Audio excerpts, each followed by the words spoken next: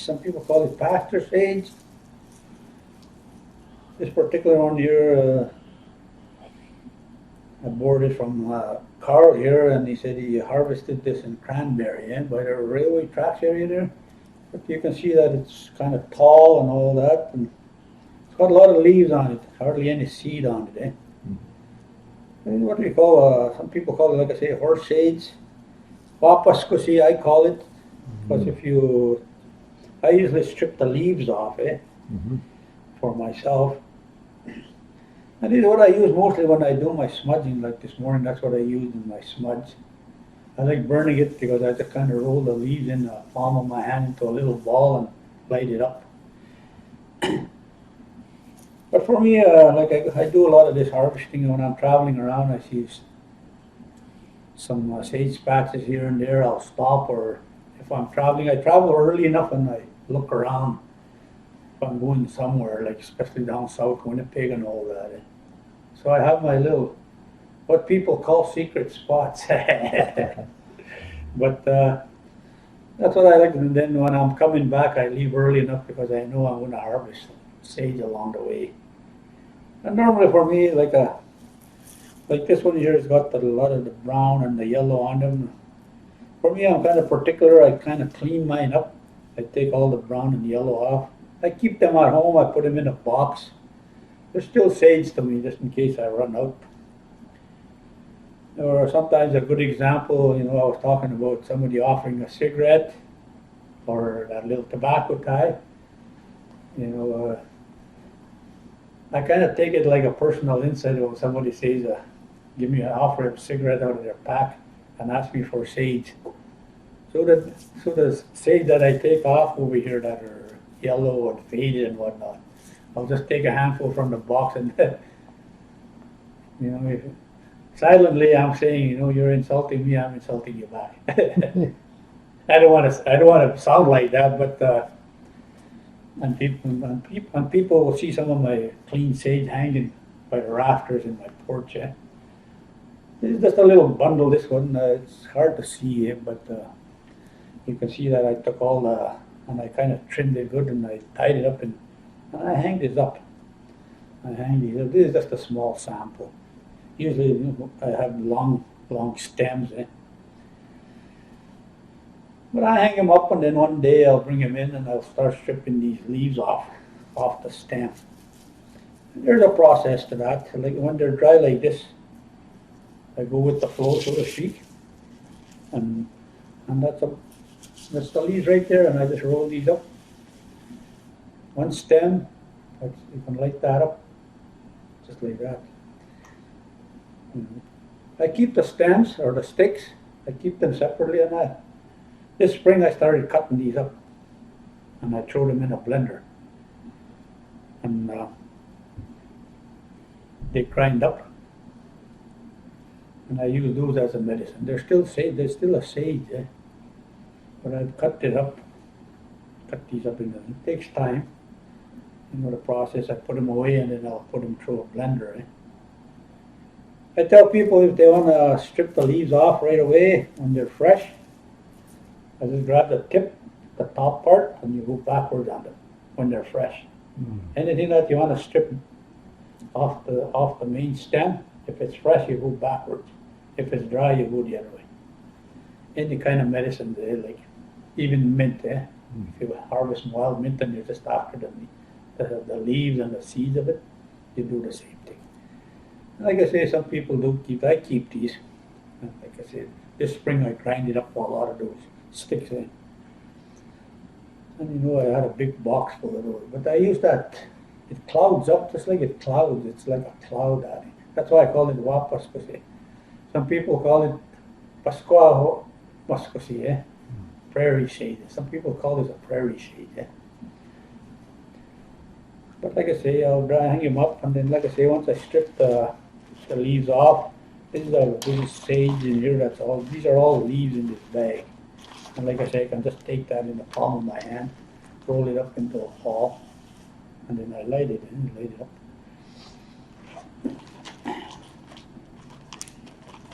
Some people chew the leaf just to freshen their breath. It's a freshener, Some people make a sage tea, kind of like has a calming effect on you, just like chamomile tea. So, but I tell people to drink it in moderation, not overdo it. And the other thing that I used to do now, I haven't done it for a while, but I make a stick, a sage stick they call this, just like a bundle wrapped up. What I've used here, my granddaughter did this for me when she was a little younger, overdid it and wrapped it, what we call raffia that's made in the Philippines. It's a tree, it's kind of like a rope tree, and they strip it like that. It looks like a rope, this thing. I like using this in the summertime. If I have these sticks like this, say I'm doing like let's say in a camp. When I was, this is what I used when I was at that foster kids camp. I had a bunch of these and I took them with me. I get a little stick, tree, like a little tree branch. I put it through the stems here, poke it in there, and stake it into the ground at an angle, and light this up. This thing will smolder right down. I used to do that, and sometimes after supper, when we were sitting around, or in the morning, I'd light this up. And you can see that smoke filtering around all around that camp area. I don't care if the people were camped over there, that smoke attracts them. They fall just like it's a magnet. It's just like you building, just like you making a fire. People are going to come to that fire. It's in us, and that fire means warmth. Same thing with this medicine. I used to see that thing filter around. You see that smoke just like touching people, especially the foster kids that were there. And they would follow that smell. So, that's it's good to have, especially when you're outside. And like I say, it will smolder down. A lot of people say, what is that? And they see me sticking it in the ground. I used to go to Guy Hill to the residential school gatherings. I'd take some of these with me and I'd burn that there, the field. So that was my way of helping people. And when they smell that smoke, it eases your mind. That's medicine. Mm-hmm. That's a sage stick. Nothing mysterious about it. It's just that you can use yarn, you can use thread, like this bundle here, you can probably even double this and make a sage stick. Some people make them thicker. And just like I say, some people just use yarn, thread, and make a sage stick out of them. So that's sage. And like I say, I like burning it because it has a nice smell. The smell is good, and it does have a calming effect on people. And like I say, with the sage, sometimes I'll put a little sprinkle of a smudge. Like this one here has got 4 needles. But you can use different things. Some people have used lavender with it, lavender seeds. Lavender seeds are good for people that you're having, if it's a heavy duty session, like a sharing circle, healing circle. It does have a calming effect. But it's the lavender in it that calms you down. I find, I learned that also. It just kind of settles people down. Another one that could be used when people are having a hard time would be what they call bear root. It's called osha, that root. It doesn't grow around here. People have to go and harvest it in BC area there up in the hills. So people do travel out there, and then I get gifted with that and kind of exchange medicines with some of these people. I harvest what I can around here at home. I don't travel very far, but far enough for me, I guess. One day maybe I'll end up over there too, harvesting these other medicines that we don't have. But that's sage, this is sage. Same time I was around with the sweetgrass, July. You start seeing it growing and all that. Like this time of year now, it's got a lot of seed. A lot of it is seeding. And sometimes sometimes when you burn these seeds, they kind of pop on you. They kind of spark up. They're opening up. They're okay, but sometimes people get, especially in the sweat lodge, they throw the seeds on the sage on grandfather rock, those things will pop in there. But there's nothing wrong with them. Just that the seed has oil in them. It's just like a pine tree when you chop wood, chop a spruce tree down, and you make a fire. See, you hear it pop or spark. It's actually that resin in it. It's the oil in it. Same thing with any other plant. So that sage, I thought I'd present real quick on the sage. And this is a woman's medicine, as I mentioned before. Like women that are smudged regularly, like sometimes it's a daily ritual for some women. And for me, my teaching behind that is like, if they do that on a regular basis when they're on their cycle, they can continue smudging, but they do not share that smudge at that time. Some of them are really meticulous and they knew when they're going to start having their moon time, so they start preparing 4 days before and then 4 days after. So normally your cycle is what, 7 days, I guess, for the woman. So you're looking at 14, 15 days altogether, half of the month, and then any other time they can share that.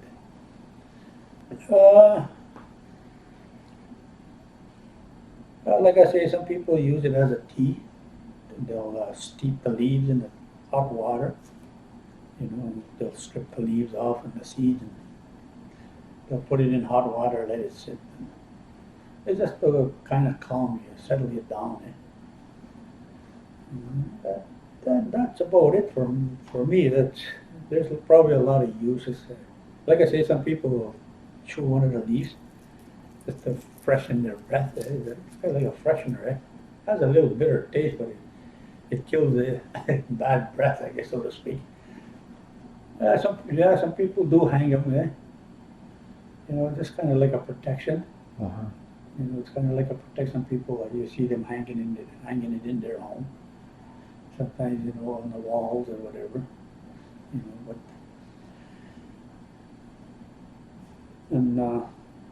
Like I say, that's all I use it for, like mostly smudging. But some people have different uses.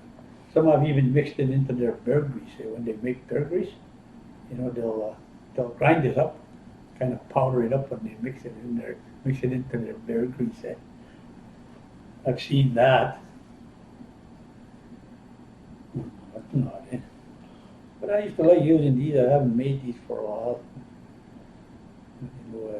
I should start making them again and taking them with me when I go and light them up. Just to bring in people, because it does attract people. You smell that and they start coming to it. You can use it in ceremonies, and it's some people put it into the medicine water, and then some right on the grandfather rocks. Tell people to inhale that smoke, and it does affect your mind. It settles you down.